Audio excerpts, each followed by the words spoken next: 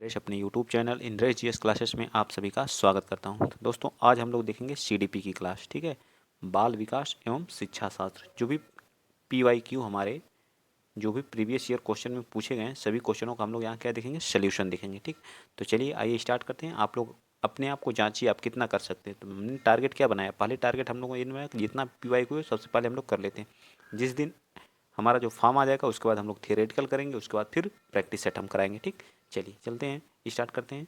आज का पहला क्वेश्चन क्या कर रहा है कि एक अच्छा विद्यालय मतलब एक अच्छा विद्यालय निम्न में से किससे बचता है? किस? लैंगिक समानता से, लैंगिक पक्षपात से, लैंगिक संवेदनशीलता से या सामाजिक जिम्मेदारी से? किस चीज़ से बचता है? तो हमेशा एक अच्छा जो स्कूल होता है वो हमेशा किस चीज़ से बचता है? लैंगिक पक्षपात से, मतलब लिंग जो जेंडर हमारा चीज़ें होती हैं, ये लड़की ये लड़का, ऐसी चीज़ों से वो क्या करता है, हमेशा क्या करता है, बचता है। कभी भेदभाव की चीज़ें नहीं करता है और लड़की और लड़कों में। ठीक है, विद्यालय मुख्यतः क्या होता है, सामाजिक होता है। जो अच्छा विद्यालय होता है क्या होता है, सामाजिक होता है। बिना किसी भेदभाव के शिक्षा वहाँ दी जाती है। विद्यालय के इसके जो कुछ गुण हैं उनके बारे में, एक अच्छे विद्यालय का गुण क्या क्या होता है उसके बारे में आइए देख लीजिए। इसके जो प्रमुख गुण हैं वो क्या है, सामाजिक उत्तरदायित्व का निर्वहन करता है जो एक अच्छा विद्यालय होता है। ठीक है, और क्या करता है, सामाजिक रूप से बालकों में पक्षपात न करता है। लैंगिक समानता को हमेशा, लड़का हो चाहे लड़की हो, सबको क्या करता है, समान मानता है। एक अच्छा विद्यालय की क्या है, गुण है। ठीक है, विशिष्ट बालकों के लिए विशेष रूप से प्रशिक्षित करना आदि, जो जो विशिष्ट जो हमारे विकलांग बच्चे होते हैं उनको विशेष रूप से क्या करता है, प्रशिक्षित करता है। उनके लिए लिफ्ट की सुविधा उपलब्ध कराता है। एक अच्छे विद्यालय की क्या है, के गुण हैं। ठीक, याद रहेगा ना। चलिए आगे चलते हैं नेक्स्ट। तो सी पार्ट हमारा इसका राइट। आगे बताइए क्वेश्चन नंबर टू क्या कर रहा है कि एक विद्यालय गुणन के सवालों को हल करना सीखता है। मतलब एक विद्यार्थी है जो गुणन के सवालों को हल करना सीखता है, वह अपने जोड़ के पूर्व ज्ञान का प्रयोग करता है। तो इस प्रकार के अधिगम को, अंतरण को क्या कहा जाता है, अधिगम अंतरण। धनात्मक, क्षैतिज, ऊर्ध्व ऊर्ध्व अंतरण या द्विपार्श्विक अंतरण। तो कौन सा अंतरण कहेंगे? ठीक है, जब कोई बच्चा जो क्या करता है, गुणन के सवालों को हल करने में अपने जोड़ के पूर्व ज्ञान को क्या करता है, प्रयोग करता है, तो उसे हम क्या कहेंगे बताइए? तो उसे ऊर्ध्व क्या कहेंगे, ऊर्ध्व अंतरण कहते हैं। ठीक, क्या कहते हैं, ऊर्ध्व अंतरण कहते हैं। तो इसका भी क्या आ जाएगा, सी पार्ट आ जाएगा। जैसे देख लीजिए, जैसे हम देखते हैं यहाँ 3 × 1 बराबर क्या आता है, 3। ठीक है, फिर वो क्या करता है, 3 + 3 × 2 कोष्टक में 2 इंटू, अभी कितना हो जाएगा, 2 × 3 = 6, कितना आएगा, 6 आएगा। ठीक है, इस तरह की जो सोल्यूशन को करता है तो इसको क्या कहते हैं हम लोग, पूर्व ज्ञान कहते हैं। क्या कहते हैं, पूर्व ज्ञान कहते हैं। ठीक है, इसे कहते हैं ऊर्ध्व अंतरण।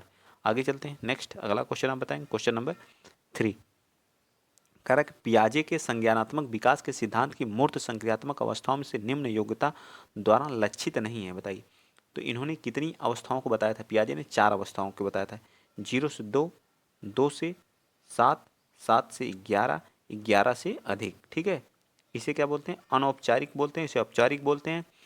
एक संवेदी गामक बोलते हैं, एक क्या बोलते हैं, एक को आप लोग कमेंट बॉक्स में बताइए। 0 से 7 जो होती है उसको क्या बोलते हैं, बताइए जल्दी। जिसमें मूर्त वाली कंडीशन होती है, मूर्त संक्रियात्मक अवस्था में की विशेषता जो होती है, जिसको हम क्या बोलते हैं, 7 से 11, इसको बोलते हैं मूर्त संक्रियात्मक अवस्था। ठीक, इसमें क्या होता है, विचारों की विलोमीयता होती है। मानसिक रूप से बच्चा क्या था, द्वंद्व करता है, संरक्षण आदि। इसमें क्रमबद्धता व पूर्ण अंश प्रत्ययों का प्रयोग, अमूर्त ही जो हमारा है क्रमबद्धता, बच्चा किसी चीज़ को क्रमबद्ध और पूर्ण अंश प्रत्ययों का प्रयोग तब कर पाता है जब बच्चा क्या होता है, अमूर्त संक्रियात्मक अवस्था, मतलब 11 से जब अधिक साल का हो जाता है, उस अवस्था में जो है क्रमबद्धता का उसको क्या जाता है, ज्ञान आ जाता है। ठीक, तो हमारा क्या आ जाएगा, डी पार्ट। ये पूछा हमसे नहीं। ठीक है, तो डी पार्ट हमारा क्या राइट। चलिए आगे बता दीजिए, क्वेश्चन नंबर कौन सा बताएंगे, क्वेश्चन नंबर 4। प्रत्येक अधिगमकर्ता अद्वितीय होता है। मतलब प्रत्येक अधिगमकर्ता जो क्या होता है, यूनिक होता है एक तरह से। ठीक, अर्थात इसका मतलब क्या होता है, इसका अर्थ ये होता है कोई दो अधिगमकर्ता, उनकी जो योग्यता होती है और रुचि होती है, कौशल समान नहीं होते। बिल्कुल सही बात है। मतलब दो जो अधिगम हैं, दो बच्चे हैं, उनकी जो योग्यता और रुचि होती है वो क्या होती है, अलग अलग। उनकी स्किल क्या होती है, समान नहीं हो सकती। ठीक है, और ये हमारा बी भी गलत है, सी भी गलत है और डी भी गलत है। तो हमारा ये पार्ट क्या आ जाएगा, राइट। चलिए नेक्स्ट चलते हैं, अगला क्वेश्चन, क्वेश्चन नंबर 5 बता दीजिए।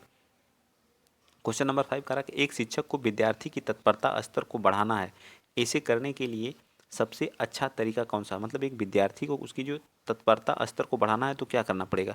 तो उसकी तत्परता स्तर को बढ़ाने के लिए बच्चे को विशेष प्रकरण से संबंधित जो सृजनात्मक क्रियाकलापों कक्षा को संगठित करवा करके आप उसके अंदर क्या सृजनात्मक कौशल को क्या करेंगे, बढ़ावा देंगे, तभी बच्चे के अंदर क्या होगा, तत्परता का स्तर क्या करेगा, बढ़ेगा। ठीक है, कक्षा में इंडोर गेम आयोजित करके बिल्कुल गलत बात है। ठीक है, कहानी और कथन विधि द्वारा भी नहीं कर सकते हैं, कक्षा किसी एक विद्यार्थी पर नियंत्रण करके भी नहीं कर सकते हैं। ठीक, चलिए आगे बताएंगे कोहल वर्ग। कोहल वर्ग के नैतिक सिद्धांत का इन्होंने क्या किया था, दिया था। ठीक है, के अनुसार सही और गलत के प्रश्न के बारे में निर्णय लेने में शामिल चिंतन प्रक्रिया को कहा जाता है, क्या कहता है, नैतिक यथार्थवाद कहा जाता है, नैतिक दुविधा, नैतिक क्रिया या सहयोग की नैतिकता। बताइए क्वेश्चन नंबर 6 का। तो कोहल वर्ग के अनुसार जो बालक को सही या गलत प्रश्नों के बारे में जो है निर्णय लेने में क्या, तो द्वंद्व का क्या करना, सामना करता, अपने अंदर क्या करता, द्वंद्व की भावना मतलब सामना करना पड़ता, और वे सही एवं गलत का निर्णय अपने नैतिक स्तर पर करते हैं। इस स्तर को हम द्वंद्व या दुविधा कहते हैं। कभी कभी बच्चा किसी चीज़ को लेने के लिए क्या उसके अंदर दुविधा पैदा होती है, या निर्णय लिया जाए या ना लिया जाए। ठीक है, इन सब चीज़ों को हमको नैतिक दुविधा के अंतर्गत आती है। ठीक है, चलिए आगे चलते हैं। कोहल वर्ग से ही क्वेश्चन, कोहल वर्ग सोच लीजिए कितना इंपॉर्टेंट है। कोहल वर्ग के नैतिक विकास के सिद्धांत एवं उसकी विभिन्न स्तरों के अनुसार निम्न में से कौन सा सोपान उसके द्वारा प्रतिपादित नहीं है। बताइए क्वेश्चन नंबर 7। क्वेश्चन नंबर 7 बताइए कौन सा राइट आंसर। तो उन्होंने क्या बताया था, आत्म केंद्रीयता का निर्णय, 3 स्तर इन्होंने बताया था। आत्म केंद्रीयता का निर्णय बताया था, परस्पर एक रूप अभिमुखता का भी इन्होंने बताया था, व्यक्तित्व व विनिमय अभिमुखता का भी क्या बताया था, व्यक्तित्व व विनिमय अभिमुखता का बताया था ना, सामाजिक अनुबंधन और विषमता अभिमुखता का इन्होंने बताया था, इसको भी बताया था। मतलब कौन सा नहीं है, तो हमारा बी पार्ट इसका क्या हो जाएगा। और सबके दो दो पार्ट थे, 2 इसके थे, 2 इसके भी थे, 1 और 2 इसके भी 2 थे। ठीक है, तीनों ने 3 स्तर बताया था। कितने स्तर बताए थे, 3, जिसमें से हमारा सी वाला नहीं बताया था। ठीक, चलिए नेक्स्ट चलते हैं। क्वेश्चन नंबर आप 6 बता दीजिए। क्वेश्चन नंबर 6 क्या है, स्वयं की भावना तथा संवेगों को नियंत्रित करने के संबंधित बुद्धि को क्या कहा जाता है। मतलब स्वयं की भावना तथा स्वयं के संकेत को, संवेग को नियंत्रित करना क्या कहलाता है, भाषाई बुद्धि कहलाता है। भाषाई में जिस जो क्या करता है, अपने भाषा पे क्या करता है, कमांड बना लेता है, उसे उसके अंदर क्या होती है, भाषाई बुद्धि। जैसे कवि होता है, ठीक है, कवि होते हैं, ये सब क्या होता है, इनके अंदर भाषाई बुद्धि होती है। ठीक है, हाँ, तो हमसे कौन सा 8वां क्वेश्चन नंबर 8 है, इसे बोलते हैं अंतः व्यक्तित्व। क्या बोलते हैं, अंतः व्यक्ति, जो स्वयं स्वयं की भावनाओं को क्या कर लेता, भावनाओं तथा संवेगों को नियंत्रित से अंतः व्यक्तित्व। लेकिन जो दूसरे के परस्पर सहयोग से जो बुद्धि जिसके अंदर पैदा होती है उस वह कौन से अंतरा व्यक्तित्व कहलाती है। ठीक है, चलिए आप लोगों के सारी चीज़ें समझ में आ गई होंगी। चलिए नेक्स्ट चलते हैं। क्वेश्चन नंबर 9 बताइए। क्वेश्चन नंबर 9 क्या कर रहा है, वे सभी क्रियाकलाप जो शिक्षक व शिक्षार्थियों द्वारा स्वयं को आकलित करने के लिए किए जाते हैं, जो एक प्रति पुष्टि के रूप में शिक्षण के वे अधिगम क्रियाकलापों को सुधारने हेतु सूचना प्रदान करते हैं, उसे क्या कहा जाता है, उपलब्धि परीक्षण कहलाता है। क्या कहलाता है, उपलब्धि परीक्षण, आकलन परीक्षा या अधिगम। तो ये क्या कहलाता है हमारा, बताइए, आकलन कहलाता है। जैसे शिक्षण हो गया, शिक्षण, फिर क्या करेगा बच्चा, अधिगम, फिर उसके बाद क्या आएगी, प्रतिपुष्टि आती है। ठीक है, प्रतिपुष्टि को हम लोग क्या बोलते हैं, फीडबैक बोलते हैं। ये सारी प्रक्रिया किसकी कहलाती है, आकलन की कहलाती है। ठीक है, सारी प्रक्रिया किसकी कहलाती है, आकलन की। तो बी पार्ट हमारा राइट। नेक्स्ट चलिए अगला क्वेश्चन, क्वेश्चन नंबर आप 10 बताइए। क्वेश्चन नंबर 10 कह रहा है, शिक्षा को बालक केंद्रित शिक्षा माना जाता है जब, कब माना जाता है बताइए, जब क्या होता है, जब बालक की मांग, रुचि व अभिवृत्ति की प्राथमिकता होती है। जहाँ बालक की मांग व उसकी रुचि व अभिवृत्ति की जहाँ प्राथमिकता होती है, वहाँ हमेशा जो है बाल केंद्रित शिक्षा क्या मानी जाती है। ठीक, तो बी पार्ट हमारा राइट। आगे चलिए क्वेश्चन नंबर 11 बता दीजिए। क्वेश्चन नंबर 11 कह रहा है कि वंशानुक्रम तथा वातावरण से संबंध का व्यक्ति की वृद्धि पर प्रभाव निम्न में से के अनुसार पड़ता है। वंशानुक्रम प्लस वातावरण, या फिर जो इसका कौन सा राइट हो जाएगा, तो क्या हो जाएगा बताइए, तो हमारा क्या आ जाएगा, राइट आंसर डी आ जाएगा। वंशानुक्रम इनटू वातावरण का क्या होता है, मल्टीप्लिकेशन होता है, या हमें क्या करता है, हमारी वृद्धि पर क्या करता है, प्रभाव डालता है। ठीक है, याद रहेगा ना, तो डी पार्ट राइट हो जाएगा। आगे चलिए, बहुत आसान क्वेश्चन था, इसको सभी लोग कर ले जाएंगे। जितने लोग भी सीटेट से हमसे तैयारी किए हों, सबको एक क्वेश्चन 30 में 30 करना है। ठीक है, सब प्रीवियस ईयर हैं, और इसलिए मैं प्रीवियस ईयर कराता हूँ, क्योंकि जो 2022 का जो आप लोगों का टेट हुआ था, आप लोगों को याद होगा कि 2017 का पूरा क्या हुआ था, क्वेश्चन ही आ गया था सेम टू सेम। जो बच्चे अच्छे से जो प्रीवियस ईयर किए रहे होंगे, 140, 143, 145 नंबर लाए। जो लोग फालतू की चीज़ों में उलझे रहे, वो लोग उलझे ही रहे हैं जो जलेबी की तरह। ठीक है, चलिए तो आगे बताइए, अगला क्वेश्चन आप बताएंगे। क्वेश्चन नंबर 12, आनुवांशिकता को एक सामाजिक संरचना माना जाता है। 12 का क्या माना जाता है? अस्थायी, अस्थायिक सामाजिक की, क्या आनुवंशिकता को अस्थायी सामाजिक की संरचना माना जाता है, याद रहेगा ना। चलिए नेक्स्ट बता दीजिए। Question number 13, are we cattle की तरह बुद्धि तुल्य है। आर वी कैटल की तरल बुद्धि किसके तुल्य है, ये बताएंगे 13 का। तो वह किसके तुल्य है? वंशानुगत कारकों के क्या है? तुल्य है। तो हमारा ए पार्ट क्या आ जाएगा? राइट आंसर आ जाएगा। ठीक है, चलिए आगे चलते हैं। क्वेश्चन नंबर 14 बताइए आप। एक विद्यार्थी है, एक विद्यार्थी एक एक यदि एक शिक्षार्थी कक्षा में निश्चित लक्ष्य को प्राप्त करने में असफल होता है तो यह प्रदर्शित करता है, क्या प्रदर्शित करता है? तो यह प्रदर्शित करता है विद्यालय की असफलता को। क्या प्रदर्शित करता है? विद्यालय की असफलता को। यदि एक शिक्षार्थी कक्षा में निश्चित लक्ष्य को प्राप्त करने में असफल हो तो यह विद्यालय की क्या है? यह विद्यालय की भी क्या एक तरह की असफलता है। बालक के व्यक्तित्व का निर्माण विद्यालय की क्या? विद्यालय का उत्तर हमेशा क्या होता है? विद्यालय का। अगर विद्यालय बालक का व्यक्तित्व का निर्माण ही नहीं कर पा रहा है तो वह विद्यालय क्या है? एक तरह से अच्छा नहीं माना जाएगा। ठीक है, चलिए आगे चलते हैं। क्वेश्चन नंबर 15, कोहल वर्ग से ये तीसरा क्वेश्चन है। कोहल वर्ग के नैतिक विकास के सिद्धांत के अनुसार निम्न अवस्थाओं लोगों की आशा तथा इच्छा पूरी करने के संदर्भ में सही या गलत का निर्णय किस अवस्था में लिया जाता है? तो हमारी अवस्था कौन सी होती? तीसरी अवस्था होती है जिसमें क्या करता है वो अपने क्या करता है? सही और गलत होने का क्या करता है? निर्णय लेता है। नैतिकता के इन्होंने 3 अवस्थाओं को बताया था, प्रथम, द्वितीय और तृतीय स्तर, 3 स्तरों को बताया था। अभी हम लोग ऊपर देखें हैं तीनों स्तर को। ठीक है, जिसको क्या बोला जाता है? एक आत्म केंद्रित निर्णय, दूसरे को बोला परस्पर एक रूप अभिमुखता, तीसरे को बोला सामाजिक अनुबंधन, विधि सम्मता और अभिमुखता। इन तीनों के दो दो हैं, दो दो टाइप हैं। ठीक है, ये भी याद रखिएगा। चलिए नेक्स्ट चलते हैं, अगला क्वेश्चन। क्वेश्चन आप बताएंगे 16 क्या करा? एक श्रीमती कुमार का पहला बच्चा 10 महीने में चलने लगा।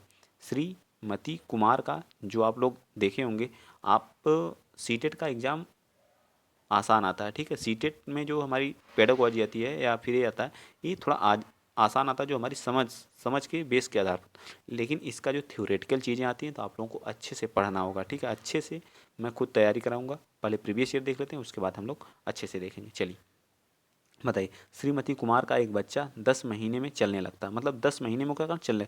उनका दूसरा बच्चा 12 महीने में और अभी भी नहीं चल रहा, तो वह दुखी या चिंतित हैं क्योंकि उनके पति ने कहा कि जब तक वे 14 महीने के नहीं हुए उन्हें चलना शुरू नहीं किया था। वह जानती हैं कि वह जितना अधिक इंतजार करेंगी उतना ही अधिक उनके पैर चलने के लिए मजबूत होंगे। एक पड़ोसी का लड़का 18 महीने का है, वह भी नहीं चल पाता। वह जानती हैं कि चलने के लिए, विकास के लिए वह अभी सामान्य समयबद्ध के अंदर है। तो हमारा क्या आ जाएगा? आप बताएंगे, चारों ऑप्शन पढ़ के समझ वेस्ट क्वेश्चन है, तो 16 का राइट आंसर हमारा क्या आ जाएगा? डी। ठीक है, वह जानती हैं कि चलने के लिए, विकास के लिए वह अभी सामान्य समयबद्ध के अंदर है। ठीक है, नेक्स्ट बताएंगे अगला क्वेश्चन। क्वेश्चन नंबर 17 बताइए। एक 40 मिनट की कक्षा में सभी विद्यार्थियों व मुख्यतः विशेष आवश्यकता वाले विद्यार्थियों की मांग को पूरा करते हुए आप किस प्रकार पढ़ाएंगे? बताइए। क्वेश्चन नंबर 17, तो आप कैसे पढ़ाएंगे? तो आप क्या करेंगे? सभी विद्यार्थियों के लिए क्रियाकलाप आयोजित करेंगे परंतु विशेष आवश्यकता वाले विद्यार्थियों को ध्यान केंद्रित कराएंगे। तो सी पार्ट हमारा क्या आ जाएगा? राइट आ जाएगा। ठीक है, नेक्स्ट बताइए। क्वेश्चन नंबर 18 बताइए। एक शिक्षक के व्याख्यान की गति विद्यार्थी के कार्य के ज्ञान को बाधित कर सकती है यदि वह अत्यधिक तेज या अत्यधिक धीमी है। इससे बचने के लिए शिक्षक को क्या नहीं करना चाहिए, ये बताइए। इन सभी चीज़ों से बचने के लिए शिक्षक को क्या करना चाहिए? नई जो सूचना को प्रस्तुत करने के लिए तेज गति के व्याख्यान का प्रयोग करना चाहिए। तो हमारा क्या करना चाहिए? तेज व्याख्यान का प्रयोग करना चाहिए। ये बात हमारी क्या? बिल्कुल गलत। शिक्षक को क्या नहीं करना चाहिए? हमें निगेटिव पूछा है तो निगेटिव हमारा इसका क्या हो जाएगा? बी पार्ट हमारा राइट हो जाएगा। ठीक है, चलें आगे। क्वेश्चन नंबर आप बताएंगे कौन सा? क्वेश्चन नंबर आप बताएंगे 19। निम्न में से सृजनात्मकता का एक लक्षण नहीं है। लचीलापन है, बिल्कुल है, लचीलापन है। सततता मतलब कॉन्टिन्यूसिटी भी है। ठीक है, मौलिकता भी है। ठीक है, और कौन सा? हमारा लचीलापन है। लेकिन हमसे क्या पूछा? नहीं। निगेटिव का आंसर विस्तारण नहीं होता है, तो हमारा इस तरह से निगेटिव का आंसर हमेशा क्या आएगा? निगेटिव ही आएगा। ठीक है, निगेटिव का आंसर क्या आ जाएगा? हमेशा निगेटिव। तो विस्तारण हमारा नहीं है, तो इस तरह से हमारा सी पार्ट क्या आ जाएगा? राइट आ जाएगा। सृजनात्मकता का लक्षण होता है लचीलापन होना चाहिए, कंटिन्यूटी होनी चाहिए मतलब सततता होना चाहिए, उत्प्रेरित होना चाहिए, महत्वाकांक्षी होना चाहिए, मौलिकता उसके अंदर होनी चाहिए, लक्ष्य उन्मुख होना चाहिए, और बच्चा क्या होना चाहिए? सामाजिक होना चाहिए। ठीक है, ये सभी हमारी क्या? सृजनात्मकता के लक्षण हैं। आगे चलें। चलिए, डिस्ग्राफिया मुख्यतः किस कठिनाई से जुड़ा हुआ है? तो बहुत आसान क्वेश्चन, आप बताइए, बहुत बार बताया हूँ जो, तो इसमें ज़्यादा, तो डिस्ग्राफिया किससे है? तो डिस्ग्राफिया एक प्रकार का मनोविकार है। बालक चित्रकला को करने में कठिनाई का अनुभव करता है, उसे बोलते हैं डिस्ग्राफिया। मत ठीक, चले आगे, नेक्स्ट बताइए 21। सीखने का वह सिद्धांत जो केवल अवलोकित व्यवहार पर निर्भर है, सीखने के सिद्धांत से जुड़ा हुआ कौन सा? बताइए 21 का। तो वह हमारा क्या है? व्यवहारात्मक। ठीक है, क्या है? अवलोकित, केवल अवलोकित व्यवहार पर निर्भर करता है, तो उसे क्या बोलते हैं? व्यवहारात्मक सिद्धांत से जुड़ा हुआ है। नेक्स्ट बताइए क्वेश्चन नंबर 22। शिक्षा में समावेशन का अर्थ होता है? बताइए, शिक्षा में समावेशन का अर्थ होता है 21 का। तो डी पार्ट हमारा क्या जाएगा? सभी शिक्षार्थियों को शिक्षा के मुख्य धारा एवं प्रणाली को स्वीकारना हमारा क्या कहता है? समावेशन करना। समावेशन में चाहे विशेष बच्चे हों, चाहे जो सामान्य बच्चे हों, सबको एक साथ शिक्षा दी जाती है, इसे बोलते हैं समावेशन। ठीक, नेक्स्ट बताइए 23। 23 क्या कर रहा है? एक अप्रेरित बालक निम्न में से कौन से गुण प्रदर्शित नहीं करता? आप लोग नेगेटिव वाले पे ज़्यादा फोकस करिए, नहीं कम से कम 5 से 6 7 क्वेश्चन इसमें अब तक मैं प्रैक्टिस सेट जो कराया हूँ अभी आज वाला, इसमें कम 5 या 7 क्वेश्चन आप लोग देखे होंगे नहीं वाले थे। ठीक है, तो इसमें कौन सा राइट हो जाएगा 23 का? तो हमारा क्या आ जाएगा? सीखने को अप्रेरित करने के जो गुण होते हैं, सीखने की बच्चे के अंदर क्या होनी? इच्छा होनी चाहिए, सीखने में अवेष्टना होनी चाहिए, आकांक्षा स्तर होना चाहिए, समूह के अलावा अप्रेरित बालक के लक्षण नहीं, क्या हो गया हमारा? समूह की कोई आवश्यकता नहीं होती। हमारा डी पार्ट क्या आ जाएगा? राइट हो जाएगा। नेक्स्ट बताएंगे, अब देखिए एक ठो जरूर पूछेगा, गेट्स के अनुसार जो अनुभव द्वारा व्यवहार में परिवर्तन ही क्या है? जो अपने व्यवहार में चेंज लाते हैं तो वो क्या कहलाता है? तो व्यवहार में चेंज लाना ही हमारा क्या? अधिगम या सीखना कहलाता है। क्या कहलाता है? अधिगम या सीखना कहलाता है। नेक्स्ट बताइए 25। बालक का सामाजिककरण किससे संबंधित नहीं है? बताइए, बालक का जो सामाजिककरण है वह किस क्रिया से संबंधित नहीं है 25 का? तो आधारभूत मूल्यों को परिवर्तित करने से वह प्रक्रिया जो तुरंत हो जाती है, औपचारिक तथ्यों को प्रदर्शित करना, आदर्श आकांक्षाओं को गंभीरता, ये दोनों तीनों ऑप्शन नहीं है। तो हमारा कौन सा सही? तो यही है समाजीकरण की, लेकिन हमसे नहीं पूछा है। ठीक है, देख लीजिए नहीं के कितने क्वेश्चन है, तो हमारा बी पार्ट क्या आ जाएगा? राइट। नेक्स्ट बताइए 26। बताइए, निम्न में कौन सतत एवं व्यापक मूल्यांकन, जिसको बोलते हैं CCE, ठीक है, सतत एवं व्यापक मूल्यांकन को भाग नहीं हो सकता? का भाग नहीं हो सकता? संचित अभिलेख, दत्त कार्य, अभिभावक शिक्षक बैठक, एने एनकडॉटल रिकॉर्ड। बताइए, एनाडॉटल रिकॉर्ड, बताइए कौन सा है 26 का? तो हमारा कौन सा नहीं है? तो हमारा सी पार्ट नहीं है। ठीक है, शिक्षक एवं अभिभावक की जो बैठक होती है वह हमारे क्या है? सतत एवं व्यापक मूल्यांकन से संचित अभिलेख हो गया, दत्त कार्य हो गया, एनेकडॉटल रिकॉर्ड हो गया, ये सब हमारे क्या होते हैं? जो हमारा CC जिसको बोलते हैं CCE, जो सतत एवं व्यापक मूल्यांकन के क्या है? पार्ट है, यानी भाग है। नेक्स्ट बताइए 27। सृजनात्मकता चिंतन सदैव होता है विनाशकारी होता है, रचनात्मक होता है, एक सरसता होता है या विसारी? जो सृजनात्मक चिंतन होता है वह कैसा होता है? रचनात्मक होता है। ठीक, कैसा होता है? रचनात्मक होता है। ठीक है, कैसा होता है? रचनात्मक चिंतन के अंतर्गत आता है। नेक्स्ट बता दीजिए क्वेश्चन नंबर 28। विकास की कौन सी अवस्था तनाव एवं तूफान की अवस्था होती है? तो विकास की कौन सी अवस्था हमारी तनाव एवं तूफान की होती है? तो वह अवस्था हमारी क्या कहलाती है? किशोरावस्था कहलाती है। कौन सी कहलाती है? किशोरा अवस्था हमारी क्या होती है? तनाव एवं तूफान की होती है। जो 12 से 18 के बीच की अवस्था होती है उसे बोलते हैं किशोरा अवस्था। ठीक है, इसमें बच्चा क्या करता है? अपने जेंडर के जो हमारा निगेटिव जेंडर होता है उसकी तरफ क्या होता है? बच्चा अट्रैक्ट भी इसी में होता है। ठीक है, डिफरेंट टाइप के परिवर्तन होते हैं। ठीक, चलिए आगे चलते हैं। क्वेश्चन नंबर आप बताएंगे 29। निम्न में से कौन सा कथन समझ के लिए शिक्षण को प्रदर्शित नहीं करता है? तो हमारा कौन सी समझ के लिए? तो विद्यार्थियों को विलगित तथा तथ्य प्रक्रियाओं को याद करने के योग्य बनाना, यही हमारा क्या करता है? इसे याद करने वाली चीज़ें हमेशा हमारी क्या होती है? निगेटिव होती है। निगेटिव का आंसर हमेशा क्या आएगा? निगेटिव आएगा। तो डी पार्ट हमारा राइट। आगे चलते हैं, ये लास्ट क्वेश्चन, इसके बाद हमारी क्या यहाँ से हिंदी स्टार्ट हो जाएगी। ठीक है, चलिए बताइए, विशेष अवधि के दौरान विकास प्रगति करता है लेकिन इस अवधि में समायोजन के लिए विराम करता है, यह विकास के निम्नलिखित में से किस नियम को अनुसारित करता है? बताइए कौन सा राइट आंसर? तो हमारा क्या आ जाएगा? चक्राकार प्रगति का सिद्धांत कहलाता है। ठीक, चक्राकार प्रगति का सिद्धांत, सी पार्ट हमारा क्या आ जाएगा? राइट आंसर आ जाएगा। ठीक है, आई होप, मैं आशा करता हूँ कि सारी चीज़ें आपको समझ में आई होंगी, और आप लोग वीडियो को भी शेयर करिएगा, चैनल को सब्सक्राइब करिएगा। तो इसलिए प्रीवियस ईयर कराया जाए क्योंकि 2022 में प्रीवियस ईयर देखिए आया था। ठीक है, तो आप इसको नेगलेक्ट नहीं कर सकते हैं, हम प्रीवियस ईयर नहीं करेंगे। तो सबसे पहले प्रीवियस ईयर ही करते हैं, उसके बाद प्रैक्टिस सेट, उसके बाद जो चीज़ें नहीं समझ में कमेंट बॉक्स में आप लोग बता दें। जो टॉपिक तो आप लोग अगर बताएंगे तो हिंदी का हम क्या करेंगे, टॉपिक वाइज भी कराते रहेंगे। तो क्योंकि हम लोग वर्डमाला कर चुके हैं तो हम सोच रहे हैं अब समास आप लोगों के सामने करा दें, समास। ठीक है, तो चलिए आज के लिए इतना ही। जय हिंद, जय भारत।